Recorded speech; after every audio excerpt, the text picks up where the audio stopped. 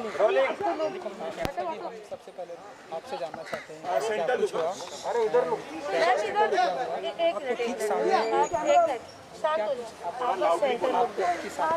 थोड़ा लाउड बोल, हाँ बस थोड़ा loud. You want me to remove the mask? हाँ निकालो। Guys, silence. So हिंदी में राइट? तो सबसे पहले तो आप सबका रिश्ता मुझसे इतने सालों से रहा है, मेरे साथ, करण के साथ, सबके साथ है। इट्स एक्सट्रीमली एम्बैरेसिंग कि आज हमें इस तरीके से मिलना पड़ रहा है, बिकॉज अभी तक हम रेड कार्पेट्स पे मिले हैं, बाइट्स के लिए मिले हैं, वैलेंटाइंस डे के लिए मिले हैं, एट्सेट्रा।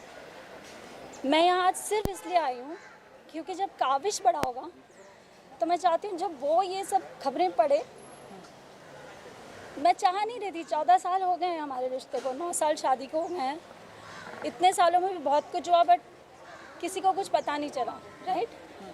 बट अब जब हमारे डिवोर्स की बात शुरू हुई पिछले 1 महीने पहले, जब करण चंडीगढ़ में थे,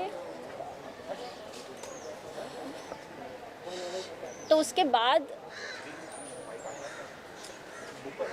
आई डोंट नो मैं कितना बोलूँ, मैं कितना नहीं बोलूँ, बट जितना भी मैं अपने आप को डिग्निफाइड वे में बोल पाऊँगी मैं बोलूँगी कि unfortunately Karan has been having an affair with another girl, जो मुझे नहीं पता था। एंड अचानक मैंने उनको देखा, यू नो, जो भी मेरा प्रूफ था, मुझे ज़्यादा डिटेल्स में नहीं डिस्कस करना है, तो उन्होंने एक्सेप्ट किया कि हाँ मेरी लाइफ में एक लड़की है।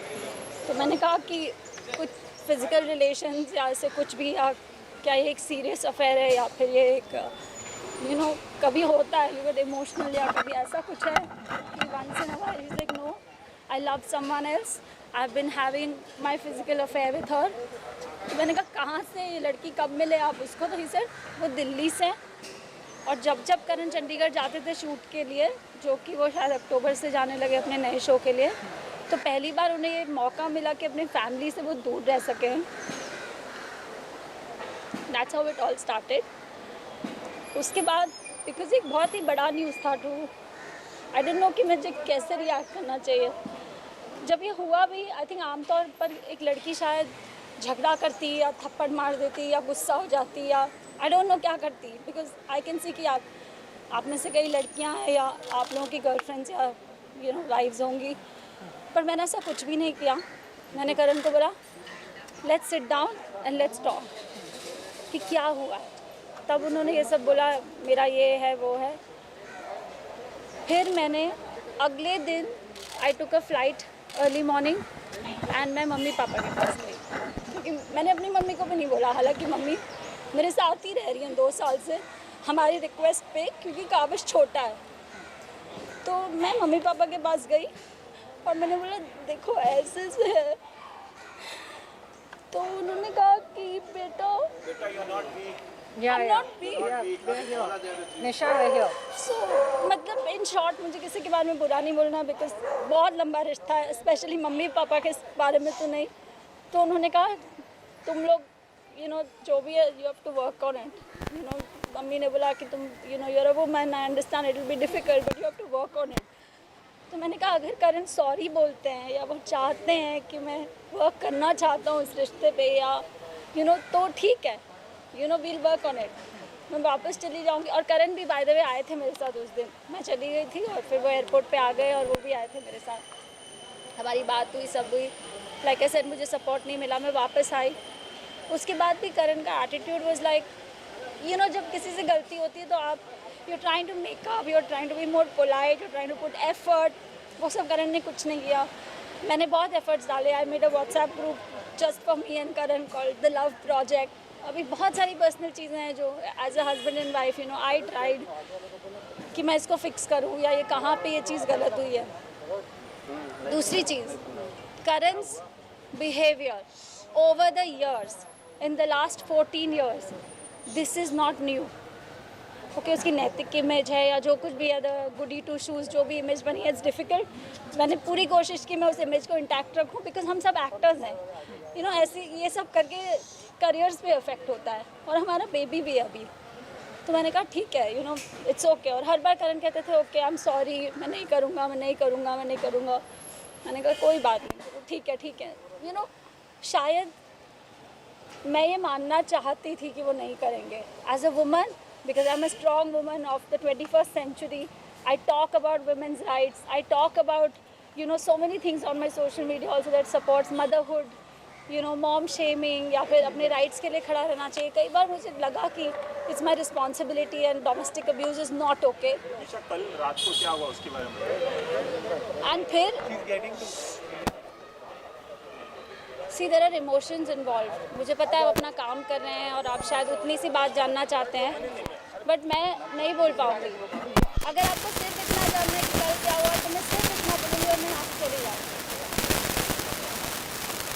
So the point being, क्योंकि आप लोगों से इतना लंबा रिश्ता है like I said, और मुझे लगता है शायद आप ये जानना चाहेंगे and you should know this, right? Anyway, I'll come to कल क्या हुआ. कल ये हुआ कि 1 महीने पहले हमारी बात हुई जब करण चंडीगढ़ में थे और मैंने कहा कि I think this is too much और शायद हमें डिग्निफाइड वे में वापस चले जाना है. लेट्स गो सकते फाइनली करण ने बोला हाँ ओके. मैंने कहा ठीक है, लॉयर